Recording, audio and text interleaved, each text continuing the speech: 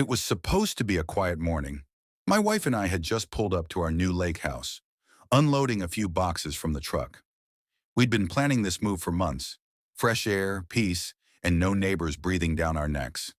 But of course, the HOA had other plans. As my wife carried a stack of boxes up the porch, that's when she showed up. Karen, the self-appointed queen of the HOA.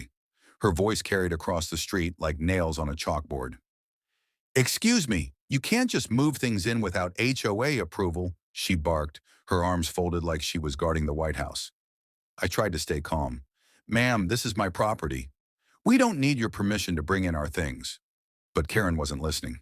Instead, she dialed 911 right there in front of us, claiming there were suspicious people trespassing. A few minutes later, two squad cars rolled in, lights flashing.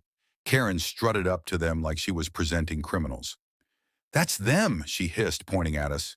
The officers approached, hands resting near their belts. One of them, a younger cop, looked at me and then at my wife. His eyes widened, and suddenly his expression shifted. He leaned closer to his partner and whispered, almost under his breath, "Wait, is that Ghost Viper?" Karen froze. "Ghost what?" she snapped, clearly out of the loop. But the officer's demeanor had completely changed. He straightened, nodded with respect, and said, "Sir, ma'am, sorry for the misunderstanding." Karen wasn't having it. "What are you doing? Arrest them. They're not following HOA rules," she shrieked. But now both officers ignored her completely. The younger one turned back to me, a trace of a smile on his face. "We've heard stories, sir. Special operations, black ops, Ghost Viper. Didn't know you were real. I didn't confirm anything. I never do." I just gave him a look that said enough.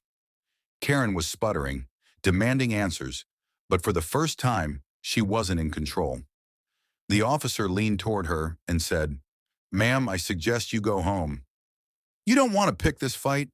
His tone was sharp and Karen's face went pale. She stammered something about filing a complaint and scurried off like a cat caught in the rain. My wife placed the last box inside and smirked. "Well," she said, "welcome to the neighborhood." The cops tipped their hats, got back in their cars, and drove away without another word. And Karen? She hasn't said a single thing to us since. Because now she knows, sometimes the quietest neighbor has the loudest past.